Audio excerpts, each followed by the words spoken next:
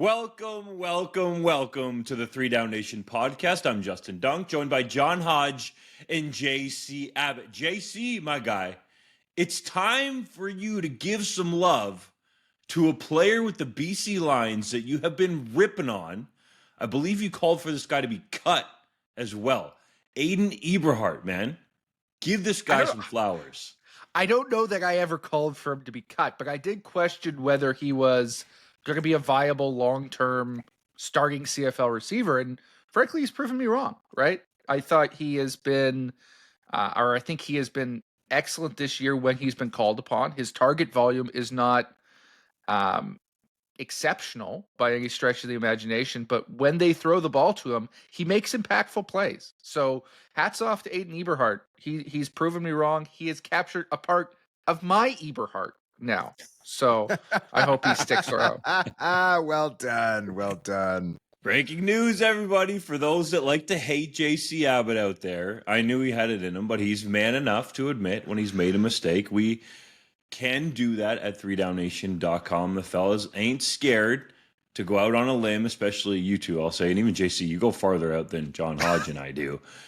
To have a take, but you were wrong about him. You ate it. Good on you, bro. And to be perfectly frank, if none of us had opinions about anything, we should probably all go do other jobs. So having opinions is a good thing. Definitely. And he ate his mistake and didn't even leave any food for later in that mustache that he walks around with. And I'll say this. I had the exact same opinion on Aiden Eberhardt. I didn't know why he was out there back in 2023. I thought he struggled at times last year, but I too have been very impressed with what he has done. It does help when you've got Nathan Rourke throwing you the football and you're not bouncing between starters every week. Like last season was a bit chaotic last year for the BC Lions with VA in and out, and injured, Nathan Rourke coming back, rusty, blah, blah, blah, all that stuff. So having one consistent quarterback, I think, is helpful for everybody. But Eberhardt, yeah, he has more than earned his spot in the lineup. That's for sure. My rule of thumb is always, I'm going to be a harsh critic, but I'm going to be equally as effusive in my praise. So when you're doing well, I'm not afraid to say I was wrong. I make mistakes all the time. It's part of being human. It's part of having every single thing that you say about this league being out there is public knowledge. I'm sure there's a lot of people, like Hodge mentioned, who had the same opinion internally, who don't necessarily have it out there in print. And it's my job, when a player does prove me wrong, to put that out there in print as well, and to indicate that, hey, I make a mistake here, and this guy is playing some damn good football, as is the case with Mr. Eberhardt. Bro, what are you talking about? The players don't watch or read or listen to anything. Never, ever. Couldn't imagine them doing that. Let's get to it, boys. We're discussing the Edmonton Elks climbing their way out of the basement in the 3DownNation Power Rankings. The Montreal Alouettes moving to a new starting quarterback. The race for third place in the West Division. Canadian quarterback Taylor Elgersma. For the people that need to know out there, it's Elgersma, not Elgersma. Taylor Elgersma getting his first NFL preseason action. And I got some notes for Kevin Harlan later, but we'll save it till our segment. And McGill University unveiling a new logo. But first, Ryan Dinwiddie ripped his own team after the Argos' 46-42 loss to the Ottawa Redblacks, saying, quote, "I don't think those guys quit on us, but I think we've got some pretenders in the building that like to talk a big game and don't show up on game day," close quote. He also added, quote, "We just don't have enough dogs, man," close quote. This isn't the first time Dinwiddie has publicly criticized his team this season. Did Toronto's players deserve it? And do you think they'll respond this week against the Elks? I do think Toronto's players have deserved it to an extent, and Ryan Dinwiddie has earned the right to criticize his team. He's done it once before this season. It resulted in a win the very next week. I think he can light a fire under some people, but I did take issue with some of his comments after this game because they didn't come across necessarily like just a coach criticizing poor performance. Some of them seemed almost mean-spirited in nature. And I don't necessarily know that that was Ryan Dinwiddie's intention. I'm sure he was frustrated after another disappointing loss. But I'll point specifically to the things he said about the offensive line, because that offensive line has struggled this season. At times, you could even say they've been putrid. This was not one of those games, right? Nick Arbuckle's jersey was clean. There was no sacks allowed.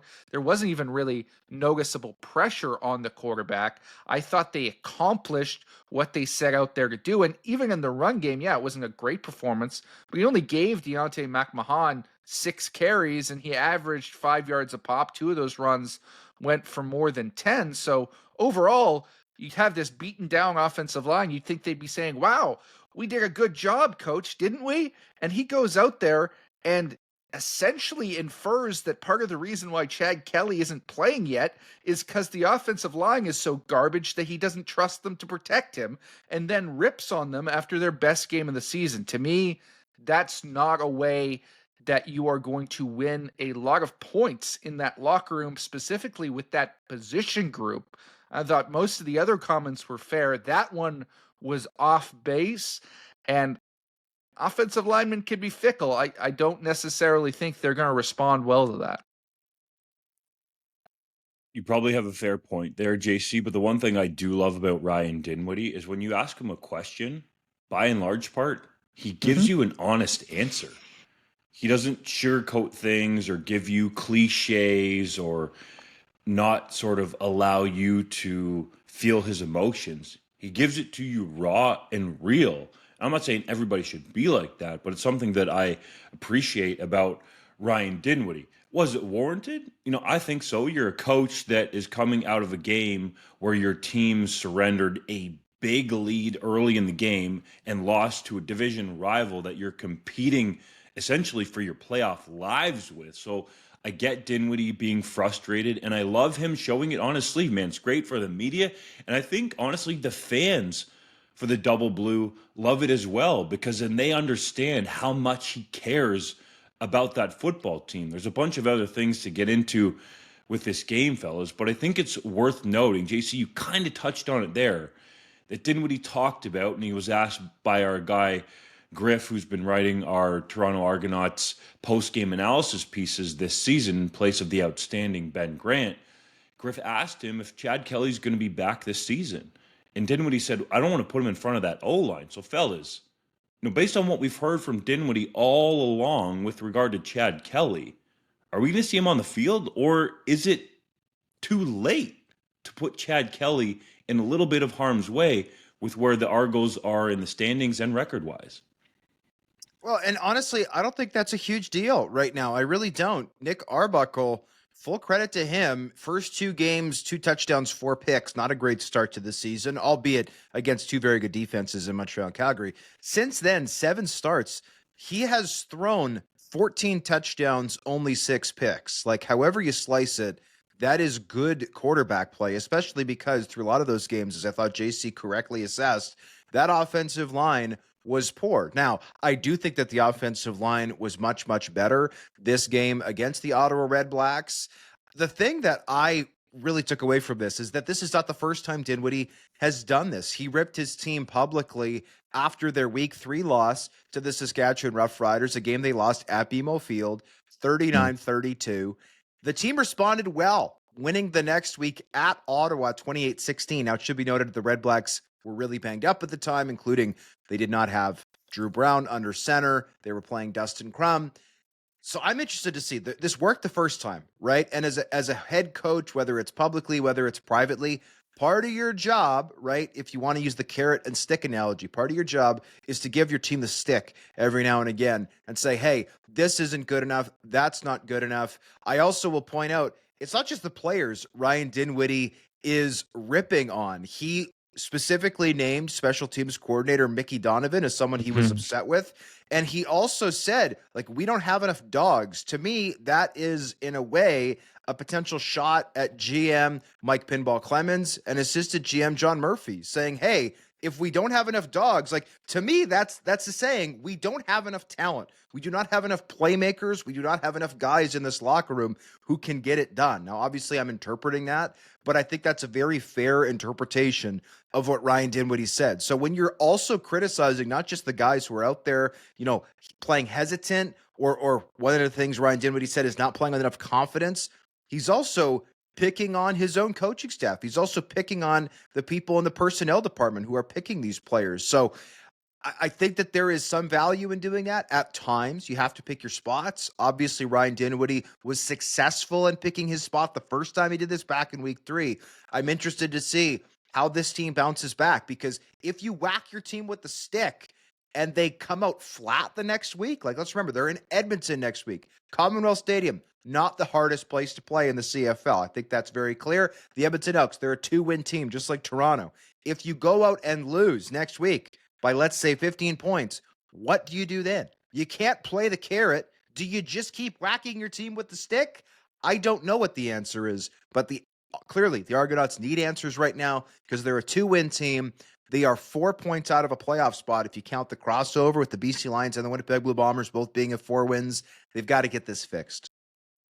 I think you raise a great point about Dinwiddie taking a shot at the personnel department in a way with his comments, and frankly, it's a bit of a deserved shot. And I have a lot of respect for those guys in that front office, but they just didn't get the job done this year. They don't have the horses, as Dinwiddie alluded to, right? They lost a lot of pieces. That's a part of being a Grey Cup champion. You can't avoid that.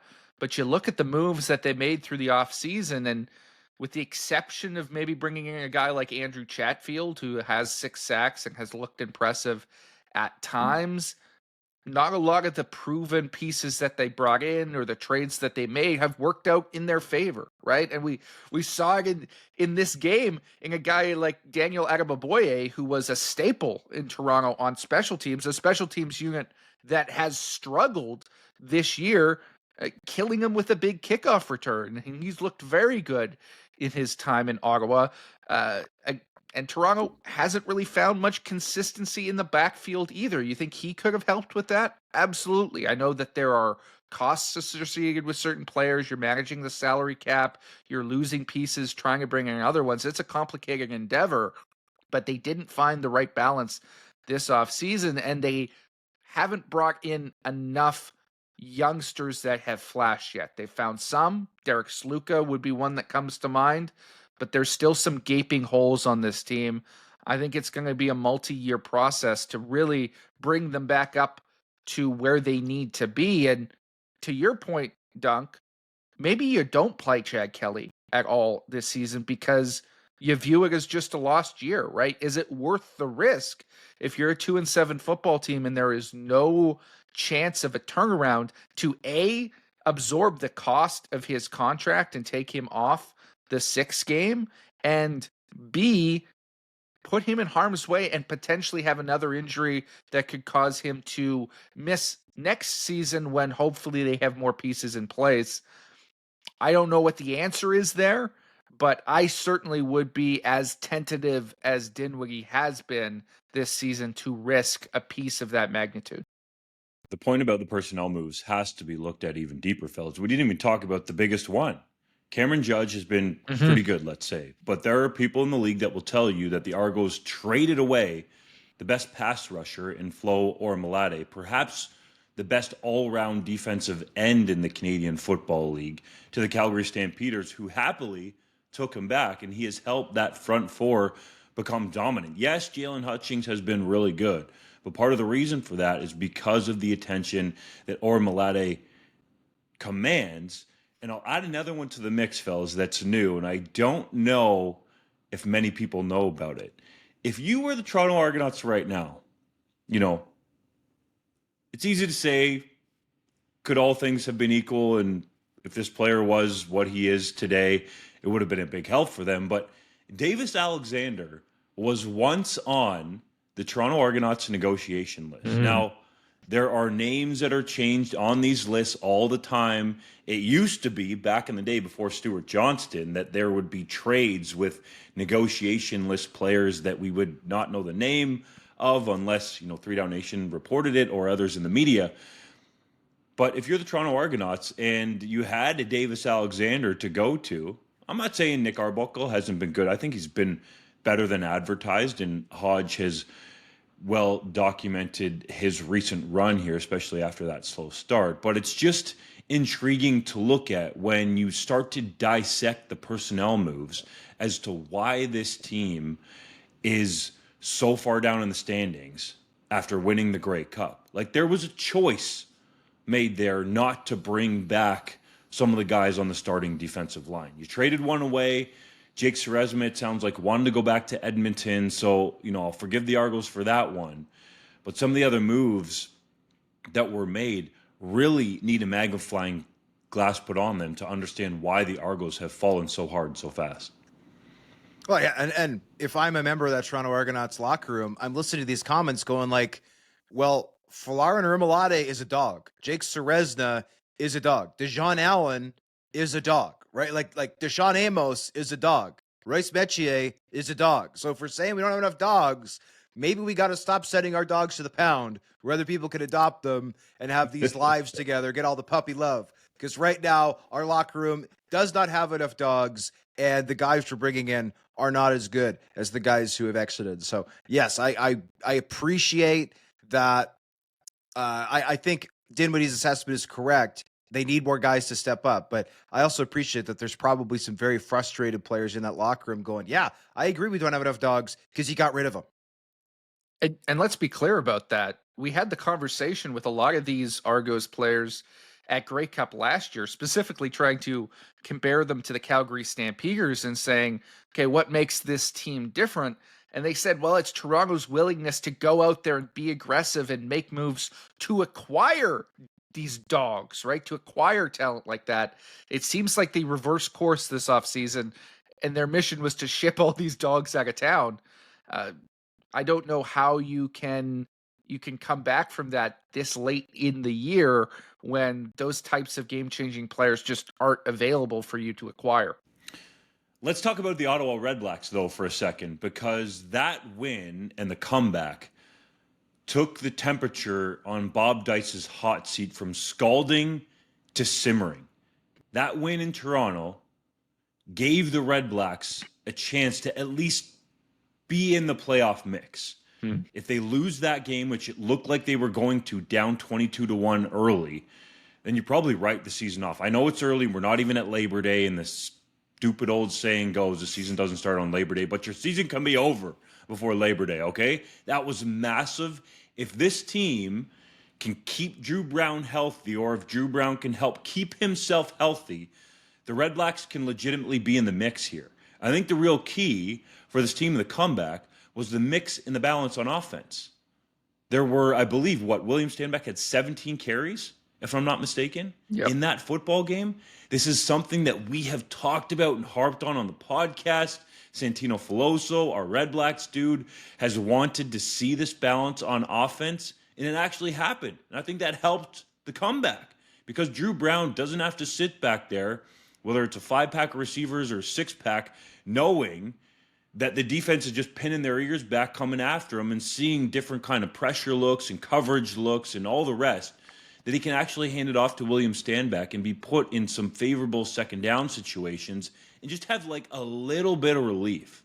It's vital for a quarterback to have that, especially when you're a struggling offense. I thought that was a real key in the comeback. So if Drew Brown can stay healthy and they stay even a little bit more balanced on offense than they have to start the season, that there's a chance here for Ottawa. Edmonton got their second win of the season in comeback fashion over the Montreal Alouettes. Cody Fajardo threw for 289 yards and 2 touchdowns in the win, including a late game winner to Keon Julian Grant.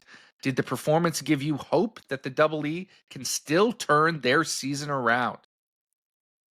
It's hard, man, because you look at the standings and how the Elks, or the Double E, I guess we should call them, are going to have to battle with these teams in the West. It seems like there's a real legitimate possibility for a crossover. That's a discussion for down the road, though. But I think there's at least some hope here with Edmonton because of what Cody Fajardo has done since being anointed as the starting quarterback there by Mark Killam in a move that some people question when it happened, but was ultimately, all due respect to Trey Ford, the right one. You look at it. They go into Saskatchewan when that move was made, play the Riders really tight. The next week, they take the Hamilton Tiger Cats to the wire. If there's a pass that's caught at the end of the game, perhaps that's a victory for Edmonton. And Cody Fajardo was sick of hearing that they were close. He said that was for losers, that they need to come out and win the game. Does that in Montreal, a big FU to Jason Moss and Danny Machocha, maybe not Jason Moss, more so Danny Machocha, who shipped him out of town, and the Alouettes having decided to go with Davis Alexander. So I guess Jason Moss probably was a major part of that decision. I should put him in there. And getting the win. Like, unbelievable. Cody Fajardo has played really good football since becoming the starter with Edmonton. And I think that gives them at least a fighting chance to be in the mix down the stretch. I'm still skeptical on the Elks. I really liked what I saw earlier this season, right? I watched them live back in week 4, late June in Winnipeg. I liked what I was seeing. They were treading in the right direction. And then that BC game in week 6 was one of the worst performances I maybe have ever seen from any CFL team ever. I like the change to Cody Fajardo. I like that just simply by being on the field a little bit more, right? He's helped take some pressure off of that defense. That said, there are too many holes in this team right now still, I think, to give them much of a chance of making the playoffs. I'm not saying it's impossible, but when you look at how the deck is stacked, we just talked about the Argonauts. Well, the Argonauts, they're only 6 points out of a playoff spot. Yeah, they've lost the season series to the Montreal Alouettes, but they only have to catch 3 teams, right? They need to catch Ottawa. They're only 2 points back. And then they need to catch Winnipeg. They need to catch BC. And given the fact that Toronto's in the East Division, they automatically get the tiebreaker against both of those teams. Edmonton, it's a lot tougher, right? You got to catch BC, a team you've already lost the season series to, or you've got to catch Winnipeg, a team that, the season series is still up for grabs, but a team that's only played 8 games. Mind you, Edmonton's only played 8 games. Edmonton, in order to get the season series against Winnipeg, would have to win their final meeting by more than 13 points. That's a tough ask. I'm just skeptical, is the point. I'm highly skeptical of this Edmonton Elks team. Looking at their schedule, they've got Calgary 3 times. I don't think anybody wants to play the Calgary Stampeders 3 times through the rest of this year with Vernon Adams Jr. under center. They have been close to unbeatable. They've been exceptional. The good news for them, they've got 3 of their next 5 against Toronto and Ottawa. If they could sweep those games, get to 5 wins, assuming that they're going to lose the back-to-back against Calgary, I'm not saying they will, but let's just say that as a hypothetical right now, that gets them to 5 wins, right? And that gets them to 8 losses. At 5-8, we could start having this conversation. Right now, I think this is a feel-good win. I think it's great, to get a little short-term bump, get some good ink at Edmonton where that team desperately needs it to try to fill Commonwealth Stadium again. But for me, no, this win was just a one-off feel-good story. This is not a sign of things to come, but I would be happy to be proven wrong because the fans at Edmonton who are still showing up deserve a winner. I completely agree with you, Hodge. When I look at the Edmonton Elks, I still don't see a playoff team. I still don't see the team that we saw on paper in the offseason with all the moves they brought in, which, quite frankly, is shocking with the amount of talent that they did acquire, right? We weren't overselling it in free agency with all the signings that they made. Like, these are good players, but schematically they haven't performed. They haven't found their mojo on defense quite yet. The pass rush isn't there despite having essentially a ready-made all-star defensive line. I don't know how you fix that at this stage of the season. It's gotten a little bit better the last few weeks, but there's still too many flaws. The one thing that's going right for this team right now, I think, is the change to Cody Fajardo. And I think the difference between Trey Ford and Fajardo is Ford gave you hope, Fajardo gives you belief. When you had Trey Ford in at quarterback, you were always sitting there on the sideline going, well, I hope he turns it on in the second half. Well, I hope he turns it on in the fourth quarter and can execute in that way and create fantastic plays and we can have that miracle comeback. Now, when you've got Cody Fajardo trotting out there in the final minutes with the game on the line, you're saying, okay, I believe we can go and do this because he's done it in the biggest moments before. And I know Cody Fajardo has flaws. I've certainly criticized him as a quarterback, but he's a gamer, right? And he's a winner. And he's proven that he's tough and resilient, and he's going to show up at the end of games and keep swinging. And that's what this team needs. Not necessarily a guy who could maybe pop off, but a guy who, no matter how bad it gets, you're going to get the same toughness, resiliency, and effort at the end of a football game. That's very well put, JC. And I guess we shouldn't forget that without an awful pass attempt, I'm not even going to call it a throw, by McLeod Bethel Thompson, Oh, boy. Edmonton perhaps doesn't even win the football game. Well, and that was All credit to Cody unforced, Fajardo, though. right? Like I don't want to criticize the Elks too much here, but yeah, like their big game-changing defensive play was like not a result of like an exotic blitz forcing a quarterback into a bad throw and then a deceptive coverage on the back end. Somebody makes a crazy diving interception. It was literally just, McLeod Bethel Thompson, maybe by fault of the receiver, we don't know the play call, is literally throwing the ball to nobody. And Tyrell Ford is just kind of in the area code. So great play by Tyrell Ford. I love that he flashed the peace sign before he even made it to midfield. That was amazing. But like, I'm sorry, I'm not watching that play going, wow, this is an incredible example of film work, of execution, and this is the type of repeatable game-breaking play that we can come to expect from the Edmonton Elks. That was me going, wow, the Elks really got a gift there from MBT, and there's a reason. We'll talk about it more later in the show. He's not going to be their starting quarterback anymore. The Winnipeg Blue Bombers and BC Lions are tied for third and the final playoff spot in the West Division with 4 wins apiece. Though the Bombers have the season series and a game in hand, which team do you think is playing better football? Right now, if I had to pick the third seed in the West Division, I'm picking the BC Lions. Nathan Rourke is kind of a trump card. I know. I thought think you're he's a Bombers homer, Hodge.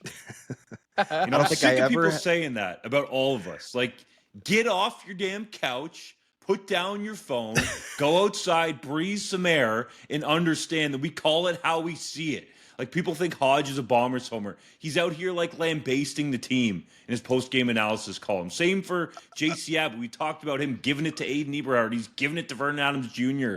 before. Some people out here, like, thinking that I work for the Saskatchewan Roughriders. Go do your homework, brah. It's Harvard Media, 620 CKRM. It's the team that owns the Riders' radio broadcast work. I'm sick of it. Rant done. Sorry, Hodge. And do you have a clause in your contract, Dunk, that allows you to say literally whatever you want to say? Is that a thing? Yes, there is a line in my contract that says the host will not be, quote, a homer, close quote. So get that garbage out of here. Well, and I will say every single time I write basically anything about the Bombers, I get mentions back for people saying that I hate the Bombers and that I'm soft on the Bombers. So I figure as long as they're coming in on both sides, that I'm doing my job. But Nathan Rourke, I think, to me, like he had the terrible interception, right, in that late game against the Hamilton Tiger Cats. Julian Hauser drops. Nathan Rourke thinks there's a window where there is very much not a window. And I love that he was able to bounce back. Yeah, they got a bit of a break with the Tim White fumble in overtime, but it doesn't change the fact that Nathan Rourke went into Hamilton. That is a long road trip, played the hottest team in the CFL, and got it done. And James Butler, I think, is having a Brady Oliveira-esque season. He's been incredible for them. To be quite frank, I didn't expect James Butler to have that type of season. I thought he would be good in BC. I did not ever think we'd be in a world where the best player at that running back position all through the year thus far would be James Butler. But we are currently in the midst of doing our midseason All-Stars for 3DownNation. James Butler, boom, got my vote. Big bounce back year for Keon Hatcher. He is stepping up. Justin McInnes, Javon Catoy, we already talked about. Aiden Eberhardt having, I wouldn't call it a breakout year, but certainly playing respectable football as a fourth option for them. The offensive line still gives me some pause. The defensive line has been a bit of a disappointment. I expected more from Siona Tehema and Matthew Betts coming off the edges. but the secondary has been very good. And Micah Awe is so good at being that sponge that just kind of absorbs all tackles. Obviously, there are times where you'd like to see some of those 8-yard runs become 3-yard runs, but you can't question that. And then Seven McGee finally did something on special teams as the returner, right? That's been such a nothing spot for that team for so long. I'm not selling the Winnipeg Blue Bombers entirely. Let's remember there was 2-6 at this same point of the season last year, but I watched the coach's tape, not the broadcast tape. I watched the coach's tape of all of their offensive snaps from the second half of that Calgary game, and I saw receivers running into each other on 2nd and 14. I saw Zach Collaros looking a little bit of gun shy when there were some windows to potentially take advantage of in that Calgary defense. I saw the protection breaking down on the edges from the tackles, Kendall Randolph and Stanley Bryant. And I thought I saw some, frankly, questionable play designs. And I will not purport myself to be an expert on X's and O's. I am very much learning in that regard. But there were times where Zach Collaros, there are 7 rushers. Winnipeg has 6 in to protect, and there is not a hot route that I can see that develops quickly enough for Zach Collaros to get rid of the football to any of his 5 targets. So defensively, I like what the Bombers are doing, at least the trajectory that they're on after they shook up their secondary. On offense, this team is not doing nearly enough. They were horrible in that second half. They had so many opportunities to put the game away. They did not get it done. So I still think the Bombers are a playoff team. They could be that crossover team potentially. But right now, the team that I think has the only shot really to contest Saskatchewan and Calgary for 1-2 in the West is the Lions. I agree with you, Hodge. Both of these teams are playoff teams. Somebody's going to get the crossover spot. But right now, as it stands, despite the fact that the Bombers beat the brakes off the Lions and have that season series, I would take the Lions by a hair. I'm not quite as harsh on the Bombers as you are. Part of that is because I have some skepticism about the Lions in terms of their consistency. Defensively, this was a tremendous performance from Mike Benavides' group against Hamilton. They took all the lessons that they learned the hard way in the first game, they applied them over the bye week, and they came out, shut them down in the first half, had a bit of a slip up in the third quarter, but then held firm in the fourth, holding that team to field goals, and came up clutch in overtime. I thought schematically it was much better. I thought he moved pieces around into spots they were more comfortable in. I thought the pass rush was a little bit more improved because they were able to bring some more pressure, which they didn't do the week before. And that's really positive going forward. But we've seen this sort of trend with the BC Lions over the course of the season. They have a week like they did against Edmonton, where it's like, wow, this is the best defense in the CFL. The offense isn't getting anything against them. They're making crazy plays and they're racking up tackles and they're stopping the run. And then the next week you'll go against an opponent like Winnipeg with a backup quarterback and a backup running back. And all of a sudden that backup running back's running for over 100 yards. And Chris Streveler looks like he's a world beater at the quarterback position. And you're like, okay, what's happening here? That's been their trend all season long, is one bad game, one good game.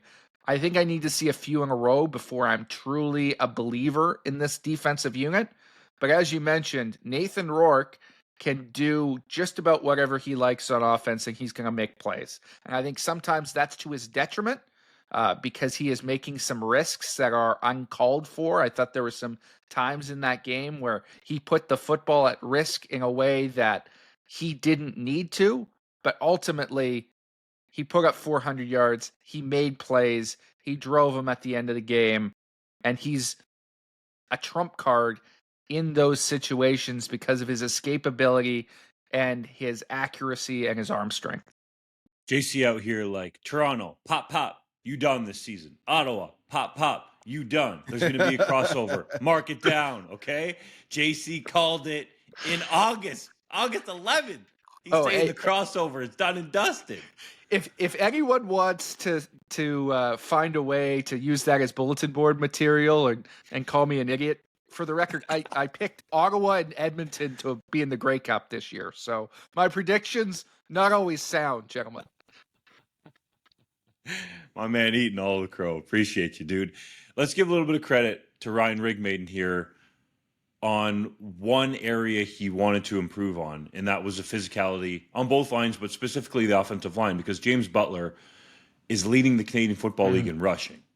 As for Nathan Rourke, fellas, he is, some people hate this in the CFL, but I don't care, the MVP in 2025 in the Canadian Football League. He is undoubtedly the most valuable player to his team. There is a vast difference to this BC Lions team with Nathan Rourke on the field and mostly healthy, and with Nathan Rourke on the sideline. I think we can all agree with that. That is the key here for the BC Lions if they're going to go ahead and compete in this rough and tumble West Division, or perhaps go the way of the crossover that JC Abbott is so sure about. Like JC, this kid threw for 400, threw for 400 yards. And you're picking this game apart. He goes on the road against the hottest team in the Canadian Football League. And you're like, Nathan, can you stop doing some of this dancing around outside of the pocket stuff? What do you want from this guy, JC? Hey, he put the ball at risk. And I think Nathan himself is as What critical plays did he as put the ball at anyone. risk on? Well, there was one where he stepped up into the pocket and escaped one tackle and then blindly threw it out to James Butler, which, to his credit, worked in the past a couple games back, but this time did not work and very nearly cost the team a fumble. There was a number of opportunities. Who dropped a would-be pick? Like, there are times when he is under pressure and he's got defenders hanging on to him, and rather than just eat a sack and say live another day, he's throwing the ball wildly. And I don't think those are smart decisions. Sometimes it works out for him. We've seen how good that can look in NFL preseason, right? Where they're still playing that highlight and he's not even in that league. But at the same time, That was weird. Yeah. At the same time, you just can't do that. Like, those interceptions are gonna hurt you if they happen. And I thought he got lucky on a couple of plays in that game. The yardage numbers are great, but I needed a little bit more efficiency from him. That's fair. 12 touchdowns, 5 interceptions so far this season. I think Nathan Rourke would probably, at least on the record, agree with you, JC. But again, I think it needs to be reiterated. This guy's the MVP. Perhaps we should add MVP as a legitimate award. Like, I'm just saying, because MOP is different. That's Bo Levi Mitchell at the moment, with I think Trevor Harris nipping at his heels, or at least in the discussion, with a big-time matchup between those two teams going on in Week 11 at Mosaic Stadium. But Nathan Rourke, to me, is the MVP. I think you're forgetting what the Calgary Stampeders looked like without Vernon Adams Jr., but I don't entirely With the disagree Montreal with what you're Alouettes saying. without Davis Alexander. I think that's your other argument. Yeah. This is why it's a great discussion point, fellas. Stu It is. Johnston. Let's have a CFL MVP along with an MOP. I don't think most people are smart enough to have that discussion. They don't like nuancing awards voting. True. I also want 2 awards. One of them is the Comeback Player of the Year, and the other is the Washed Player of the Year. They're opposite awards. Bro. It's like an award Only one and of a those Razzie. is realistic. I'm well aware. I'm blue skying right now. I want the Comeback Player of the Year and the Washed Player. And if you win Washed, then the next year you're automatically on the short list for Comeback Player. Who's your washed player in 2025 midseason? I'm not saying that on the podcast. Come on, bro. But there you can't are. say you want an award and then you're not going to give a name or people who are candidates for the award. Hey, maybe I say will the lead like people. MVP, Nathan Rourke's the MVP. I think VA is the MVP. I think that there are multiple people listening to this podcast who, based on the quarterback play of a couple of teams when their starters have been out, can maybe speculate for themselves who some candidates for the Washed Player of the Year would be. And obviously, Does one play for Montreal? I'm not suggesting that Does this the other award play for BC? will ever exist. I am just saying it would be amazing if on awards night there was a Washed Player of the Year award, because some guys would probably go up and they would. Who would even accept that award? Well, Sandra some guys Bullock got the Razzie and went and accepted it the what I'm same year she saying. won Like, the Oscar. Some guys would protest. They wouldn't even show up to awards night. They'd be so offended. Other guys would show up in a tux and they would proudly accept it and give a speech, and that would be amazing. I'm just saying. Also, before we go on, we have to acknowledge Sergio Castillo kicking a 63 freaking yard field goal That was unbelievable, tying an all-time CFL record. I ran the numbers. In CFL history, dating back to when dinosaurs roamed the earth, there have only been 5 field goals of 60-plus yards ever made. Sergio Castillo kicked 3 of them. That is insane. So while we're talking about year-end awards, Sergio Castillo has moved to the front of the line for me as special teams player of the year. He has been brilliant. I understand, there have been some great returners, all that stuff, but right now, for me, it's Serge. Head coach Jason Moss indicated to the local media Caleb Evans will start in Week 11 when the Alouettes visit BC after another poor performance from McLeod Bethel-Thompson. How surprised have you been by MBT's struggles? I've been very surprised by the depth of the struggles. I didn't necessarily think he'd come in and be a world beater, but I thought MBT was a lot better than people gave him credit for last year in Edmonton, and he hasn't looked like that at all in Montreal. He has looked like a player who is struggling to do even the basic things that a quarterback needs to do to win. He does not look comfortable in that system. He is not seeing the field well. I mean, we already talked about it, but that pick 6 to Tyrell Ford at the end of the first half that got him benched, if that's not on the receiver, I don't know that you bench the quarterback. So to me, that's an indication that maybe it was more on the QB, but an indefensible throw in that circumstance. And there have been a lot of them this season. MBT is great for the CFL. He's a great talking point. He's a guy who isn't afraid to speak his mind. I'll be sorry to see him go when his time is up, but I don't know how much longer he's going to be viable as a CFL quarterback if he plays the way that he's played the last few weeks. McLeod Bethel-Thompson came into 2025 as the highest paid backup quarterback in the Canadian Football League, $185,000 in hard money, and then he gets an additional $4,000 every game he plays 51% or more of the offensive snaps. I don't know if he would get that $4,000 because of what happened last game when he was put on the bench. We'd have to track the snaps, fellas, to know. And then Caleb Evans came into that game.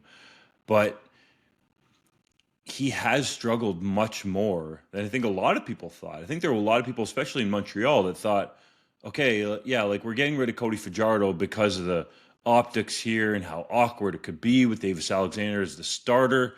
But I think there were some people quietly in Montreal that thought, we're actually getting the better quarterback, which definitely was not the case in that game at Percival Molson Stadium, and I don't think is going to be the case for the long haul here. All due respect, JC said it well. McLeod Bethel-Thompson is a great advocate for the Canadian Football League. He has voiced his displeasure in, I think, a very detailed way, for lack of a better term, in the past with Randy Ambrosie. But from what I understand, there might be a little bit of him feeling some type of way about our coverage at 3DownNation.com, but we attack covering the Canadian Football League in a similar way to how he attacks playing his position in the CFL.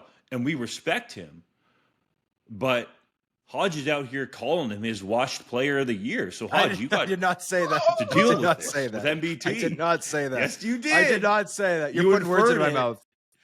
I inferred that there are multiple backups who have played poorly this year, which is an accurate statement. I did not say McLeod Bethel-Thompson is the all-wash player of the year. What I will say is I am very surprised. What? Trevor Harris you is said all-washed? earlier in the year that Trevor Harris was washed. I did not say that. No, I did not say that at all, publicly yes, or privately. I said there was. Bro. I said there was what in the group chat. There was one throw where he tried to sling it through a window, and I said I don't think he has the arm strength to rip it through that window the same way that Nathan Rourke or Chad Kelly can. And I still believe that's an accurate statement. That also does not mean that he's washed, considering how well he has played. Absolutely, he has played very well. I think you're trying to put words in my mouth because you're a Ryder homer. You're trying to put words into my mouth. That's why. That's in my contract, bro.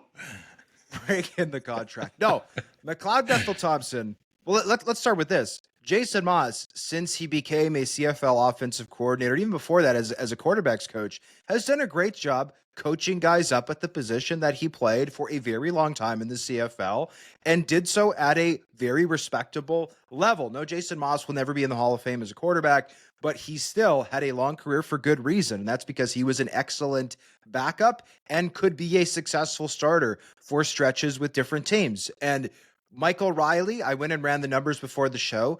In Edmonton, when Jason Moss became the head coach in 2016, had never before had a 5,000-yard season or a 25 passing touchdown season.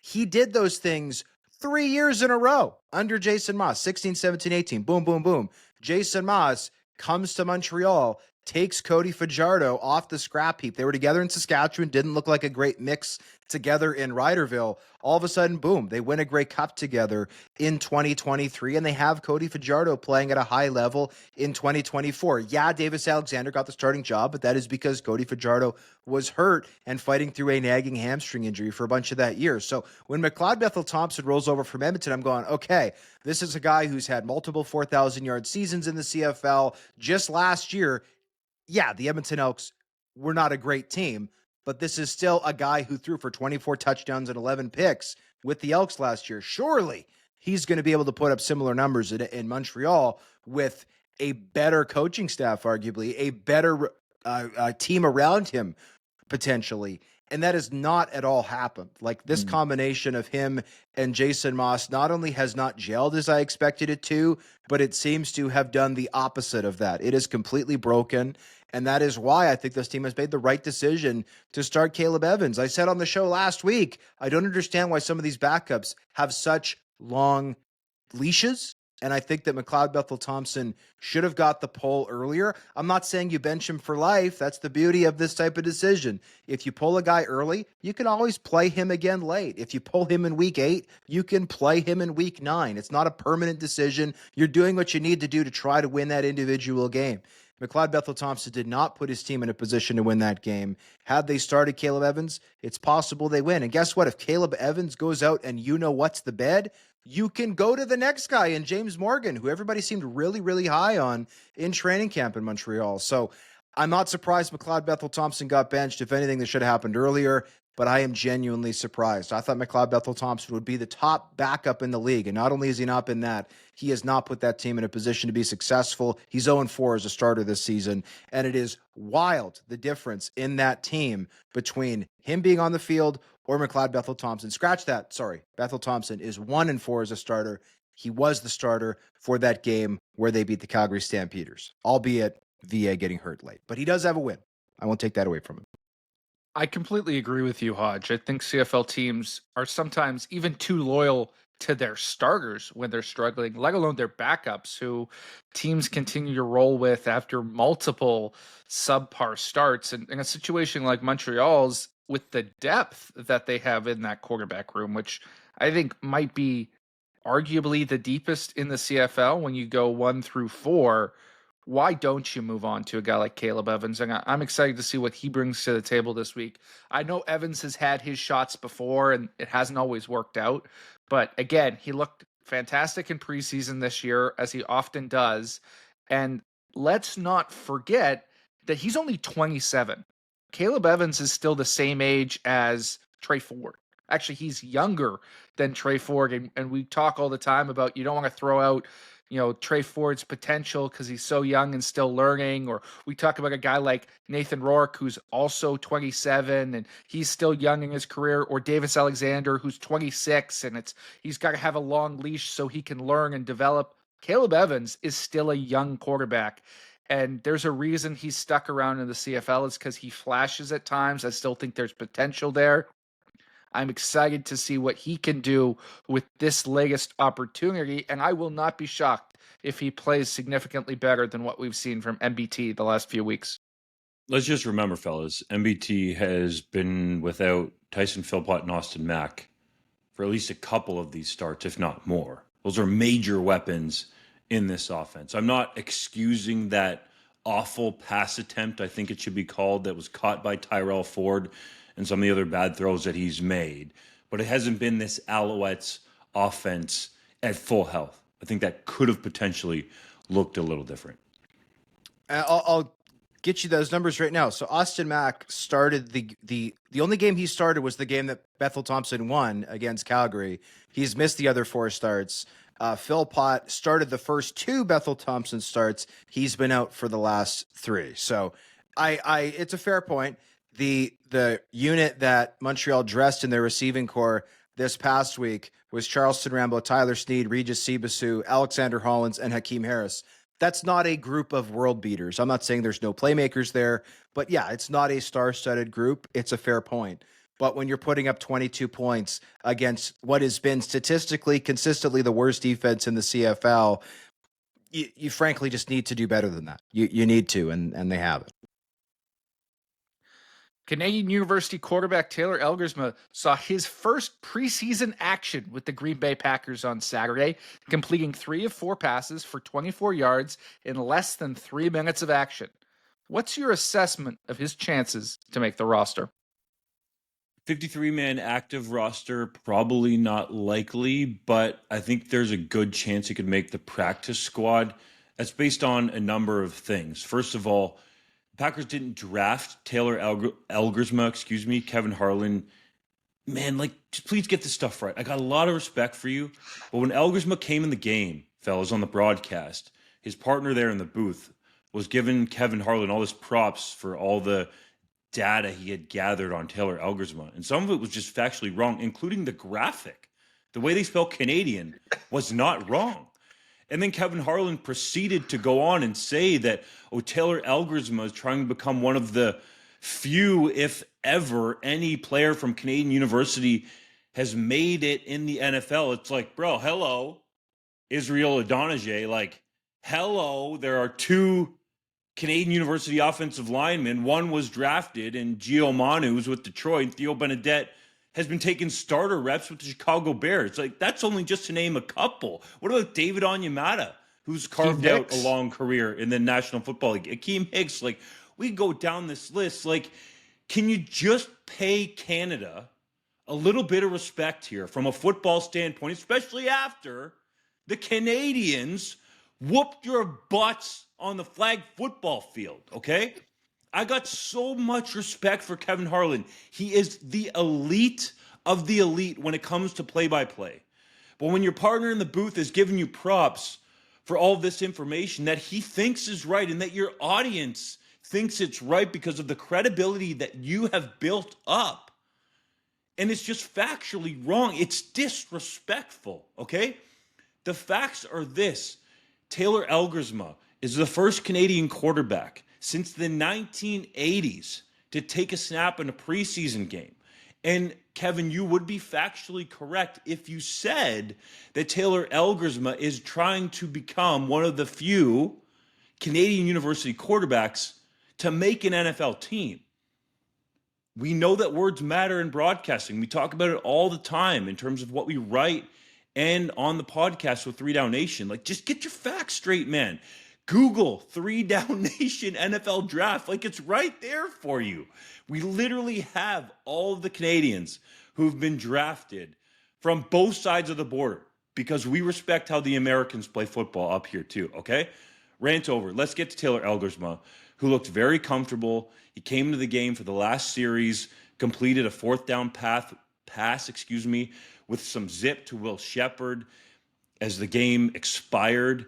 There seems to be a good chance for him to get lots of playing time this coming Saturday against the Indianapolis Colts. Matt LaFleur has said that Jordan Love's not going to play in that game. There's a chance that Love could play in the 3rd and final preseason game at Lambeau Field. So we'll see how that week plays out. But I thought Elgersma looked very comfortable.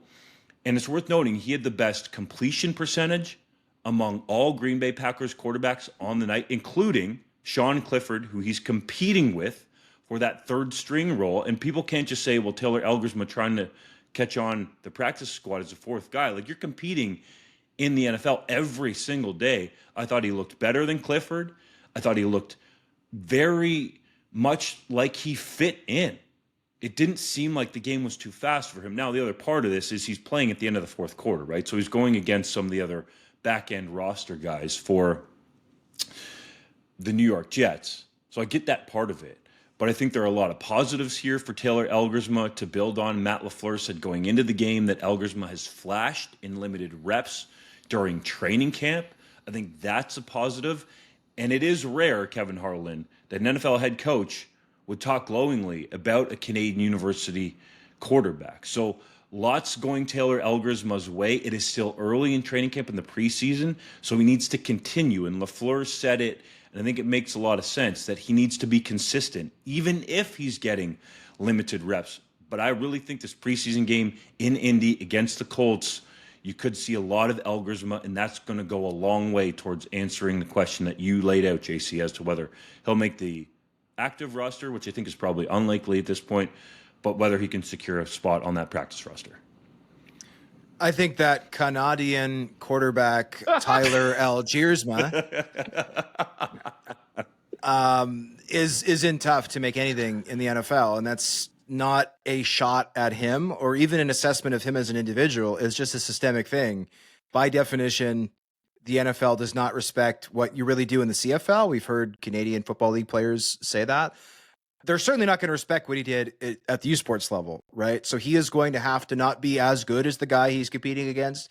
And he's not even just having to be a little better than the guy he's competing against. He has to blow everybody else out of the water, because any personnel man worth their salt, or I should say personnel person worth their salt in the NFL, right? If you keep Sean Clifford over Elgersma, no one will ever criticize that choice. If you keep Elgersma over Clifford and Elgersma doesn't light it up, right, people are going to get all over you. Like, why would you cut this veteran who's been around and knows the NFL and, played at, I think Clifford played at Oregon State, right? Like, he played at a relatively high Penn State. Thank you. Played at a relatively high level, D1 program. Like, why are you getting rid of this guy for this random Canadian who is never going to be anything? You can make an entire career off finding a Taylor Elgersma if he goes and becomes the next Tom Brady, but 99 times out of 100, personnel people will go the safe, conservative route because that is the best way to getting their next contract. And that is just how life works. That is business. And I'm not going to shame anybody for trying to get their next contract. So it's always will have been a uphill battle for Taylor Elgersma, but I wish him the best. He got into that game. He completed 4 out of 5 passes. I watched the highlights that were posted on socials, and I agree. I thought he looked good. He was slinging that football through those tight windows, as you have to do in the NFL. So, good first start. It's still a big uphill battle. 3 out of 4 passes, Hodge. Get 3 your out of facts 4. right. Okay, fair. 3 It's out of 4. important in broadcasting. Come on now. That's true. Well, I'm not broadcasting, but I get your point. Well, you're broadcasting your way. This is a broadcast. I don't think this is good. We're not live, so I don't think this is a broadcast, but I get what you're saying.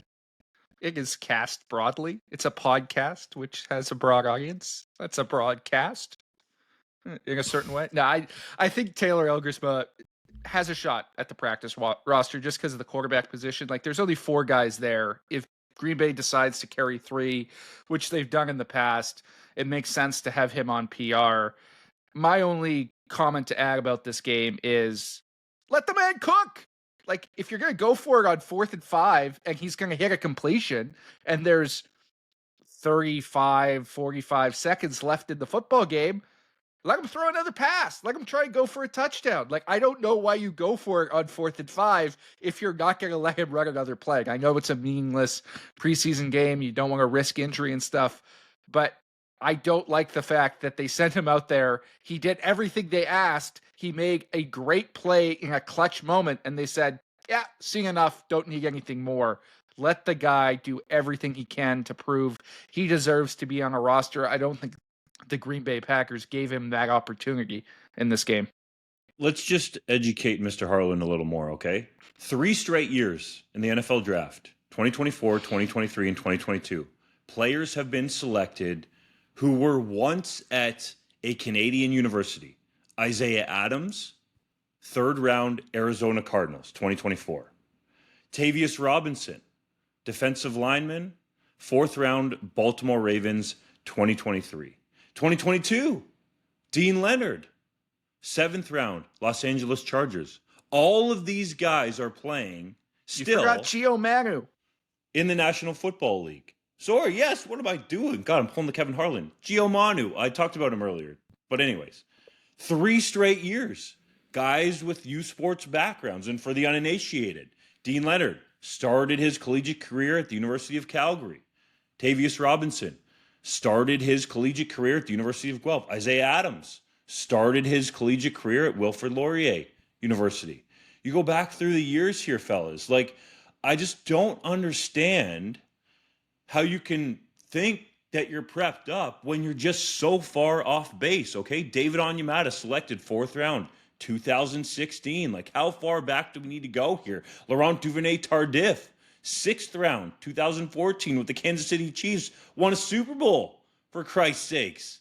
Like, on and on down the list. Vaughn Martin, 2009, 4th round, San Diego Chargers. I played against that dude when I was at Guelph. I know somebody's out there counting how many times I dropped the University of Guelph, so I'll do it a few more times so we can have a few more drinks. Like, I just would like the respect, because there has never been, as we know, fellas, more Canadians coming from schools on both sides of the border, Canada and the U.S., getting selected or getting opportunities in the NFL. Just give us that respect, okay? And whoever the graphics person was, Canadian. The one thing I will add, just to rebut JC a little bit. Yes, it's true they have 4 quarterbacks, the Packers. And yes, I could very well see them having a quarterback on PR. But all it takes is somebody else cutting a quarterback who they have graded an inch better than Taylor, and that's the quarterback they'll add to their PR. So That's I'm not fair, saying Hodge. That's fair, but if you're going to do that, you're doing it with a player that hasn't been in the offense through the entire offseason. Yeah, so Elgersma has a bit of a leg up there. I'm not suggesting he doesn't, but it's not as simple as you're competing against these 3 guys, and if you beat them, you're on the team, whether it's active or PR. That's not the case. There's dozens of quarterbacks who are about to become available, and we've seen it happen many, many, many times that a guy who flashes in camp or flashes in preseason, it's like, oh, wow, this guy's going to make it. And even they might even be on the PR day 1. And then day 2, they go, oh, well, actually, this guy cleared waivers from another team. And we like them a little bit more at Mike, or we like them a little bit more at left tackle or whatever it is. So I'm not being a hater. I'm not trying to be negative. I'm just trying to be a realist. It is an uphill battle. He's not just competing against 3 vets. He's competing against a world of talent, almost all of which, in the eyes of NFL personnel people, comes from a higher stock of player, a higher caliber of player, a higher level of football. So that is the reason why Taylor Elgersma, I think, is in tough to make it. I'm not saying he won't. I'm rooting for him, just as I think all of Canada is. But I'm trying to be realistic. It's fair, Hodge. The numbers against him in the past are definitely there, but he's unique. And I think the time invested by the Packers, going back to the pre-draft, top 30 visit, right? The interest to bring him in for rookie minicamp and go through the process to sign him and make sure all his paperwork and permits were correct, plus having him there for OTAs. Like, I think that shows a lot here. The Packers don't just do this. And as JC noted, they usually just carry 3 quarterbacks. So I think they see something in Taylor Elgersma. And it's worth noting, on the other side, Hodge, there's a bunch of other quarterbacks, but there was real legitimate interest from NFL teams drafting Taylor Elgersma. And there were other teams that, if the Packers didn't sign him and Elgersma and his camp really liked the fit in terms of going to Green Bay, that likely would have brought him in and signed him in the offseason too. Like the next weekend, he declined going to the Buffalo Bills. You would have to think, just by sheer analysis, that the Bills would have been interested in signing Taylor Elgersma. So I think we got to cover all sides here. Is he fighting an uphill battle against the odds? Yes. Does he look better than Sean Clifford? Yes. Have the Packers invested time, and does that bode well for an opportunity for him to make the practice roster? Yes. Could there be a situation where, if he goes through the waiver period, that another team picks him up? Heck yes. I mean, we're talking about the other quarterbacks that the Packers could bring in and potentially let Elgersma go, or the other players. But there's other teams out there grading the film and watching Elgersma. And this guy has shown every step along the way so far since he's left Wilfrid Laurier University. Senior Bowl, looked the part. People raving about him, right? Pro Day. That dude was at home in his kitchen cooking in Buffalo, a place that he had never thrown before. He looked better than the UB quarterback there. Okay? One other note before we go. Kevin Harlan. There has been, if you can believe it, a first-round pick from Canadian University football. Mike Shad, 1986, Queen's University, to the Los Angeles Rams. We're here to help you, man. I got a lot of respect for you. That's all I'm saying. Well, I think it's now time for JC's random neg lister, gentlemen. And we got a fun one today because the Toronto Argonauts are out here. Ryan Dinwiddie is begging, pleading. He's saying, give me some dogs. And I think I found a dog on their neg list. Defensive back Tamurion Wilson out of Central Arkansas. This is a guy who played safety at 6'1", 227 pounds. They moved him all over the field. They played him high. They played him in the box. Sometimes he even lined up at corner. He's not the most athletic guy in the world. That's why he's not in the NFL right now. Lacks a little fluidity. Only ran a 4.59, but he's got a quick trigger downhill, and he is uber physical, sometimes to his detriment. He had 9 major penalties and a couple of targeting calls in college, but racked up over 278 career tackles, 19 of those on special teams because he'll run down and cover a punt like nobody's business, and had 80-plus PFF grades in each of his last 2 seasons. He'll miss a few tackles here. He'll make some mistakes because of his lack of fluidity, but he's the type of guy who makes a physical impact and changes tone in a game. I think that's something that the Toronto Argonauts could use, especially on their special teams unit right now. And they've got a hole that they recently filled, but I don't think is cemented, at strong side linebacker. I see some flashes of maybe a prime Derek Moncrief in Tamurion Wilson's game. If he doesn't fit there, if he's not fluid enough, I think he's an easy transition to Will and a core special teamer. This is a guy to keep an eye on. JC out here finding dogs. What say you, Ryan Dinwiddie? And is Wilson a free agent right now? It looked like Wilson he was in camp is with the currently a free He's agent. He had a currently a free mini camp. Mini camp invite with the Bills. Yeah. It's time for Hodge's Heritage Moment. On this day in 2019, Jim Hopson was inducted into the Canadian Football Hall of Fame as a builder. The Saskatchewan Roughriders underwent a period of unprecedented success during Hopson's tenure as president and CEO from 2005 to 2015, posting record profits while capturing 2 Grey Cups. The Regina native played for the team for 4 seasons before entering a 30-year career in education, then joining the Rough Riders front office. Sadly, Hopson passed away in 2024 at the age of 73. Gentlemen, I have one question for you. Since Jim Hopson left the team as president and CEO, how many Grey Cups have the Saskatchewan Rough Riders won? 0. 0? Bum, bum, bum, bum. 0 is correct. 0 is correct. Jim Hopson, unbelievable winner on and off the field for that team. He is the reason why some people to this day continue putting watermelons on their heads. We love it. R.I.P. Jim Hopson. And from being on the ground now for a couple seasons at every Riders home game, people still talk about him, his impact on the team, and how he would literally talk to like every fan that wanted to talk Rider football or about the team or share his passion. Like, he was very invested in the role that he had with that organization, and his legacy still lives on. Let's go to the 3-minute drill. The Tampa Bay Buccaneers cut former All-CFL and Canadian punter Jake Julian. Do you expect him back in Edmonton anytime soon? Well, Julian has cleared NFL waivers, so he's free to sign with any of the other 31 teams down south. I'm guessing he's going to want to wait to see if there are any opportunities before considering a return to Edmonton, especially considering the Elks have Cody Grace now, who's been very good for them. McGill University has revealed a new logo for their athletic teams. Did the school make good on the redesign or miss an opportunity for improvement?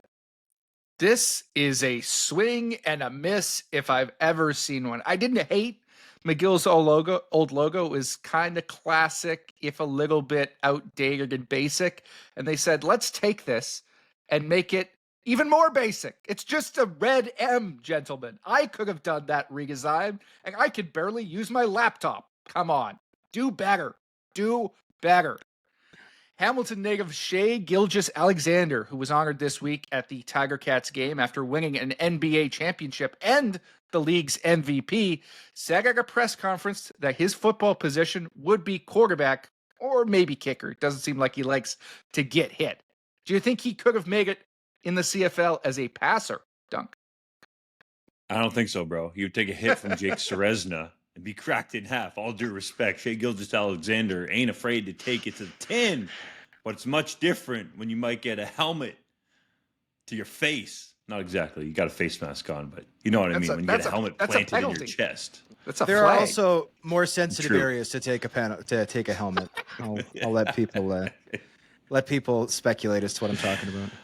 No, he's a great athlete. I think probably if you wanted to and he was comfortable being hit, could have been a pretty good quarterback, but he's a great basketball player, an absolute superstar from Canada, by the way. Can you imagine that, Kevin Harlan?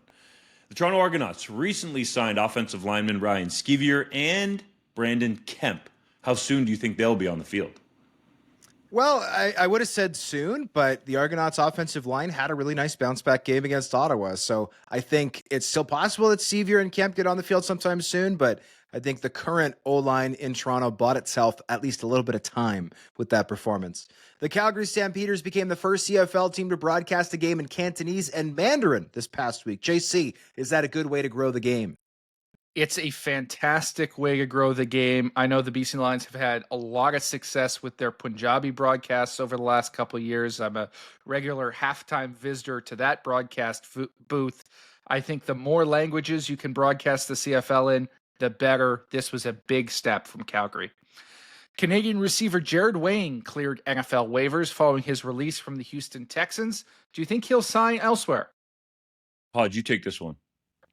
Well, I've been told that Wayne could very well rejoin the Texans. He's battling a little bit of a hamstring. Like, this could just be a paper move, but you never know. Wayne, undrafted guy. This is year 3. It's a big time for him. If he's going to have a long NFL career, you'd think he has to get back on a roster soon. Montreal Alouettes have signed veteran defensive backs Ciante Evans and Branden Dozier. Which player could have a bigger impact for the Birds? Well, I'm going to say Branden Dozier because Ciante Evans actually got into the starting lineup this week and looked like he got hurt. So I guess I have to say Dozier. Like, Alouettes, I don't know what it is with their secondary this year. They have had terrible luck with injuries. The Dallas Cowboys waived former Riders offensive lineman Dakota Shepley with an injury designation. I'm pretty sure he's another one of those U Sports NFLers that never happens. What does that mean for his NFL future? Well, in the short term, that means he'll either revert to IR or be released with an injury settlement. I would probably lean towards the latter just based on how few people you can take off of IR during a season and the fact that it was only a high ankle sprain that he suffered, so not a serious long-term injury. But I would not be surprised to see him back in Dallas once he's healthy. This is a guy who's stuck around for a couple of years, and he's really tied in with that organization. His wife is business partners with Dak Prescott's wife. So when you got the quarterback needling the GM to say, hey, let's bring this guy back, that probably bodes well for your future. Branden Dozier has resurfaced with the Toronto Argonauts following his release from Hamilton this week. Will he be a good fit for them? I think so. Good veteran guy, versatile, can play multiple positions on the back end, including strong side linebacker. So we'll see where he possibly lines up for the Boatmen. The Argos also cut Canadian receiver Hergy Mayala this past week. Did that move make sense? It didn't really make sense. Like, yeah, the Argonauts have had, Kevin Mattal having a bit of a breakout year. Dave Unger is very consistent. DeJean Brissett's consistent. I thought, from a depth standpoint, Mayala was kind of the perfect guy. He's a guy who can also play some specials, but maybe I'm missing something. Last one, the University de Montreal Carabin announced the passing of incoming defensive back Joseph Gingras, who was only 21 years of age. We extend our sincerest condolences to the family and friends of Gingras, as well as the entire Carabin's program. On that note, for Justin Duncan and JC Abbott, I am John Hodge. We thank you as always for listening to the 3DownNation podcast. We will join you, JC and I, on Wednesday for our picks for Week 11 in the Canadian Football League. We'll see you then.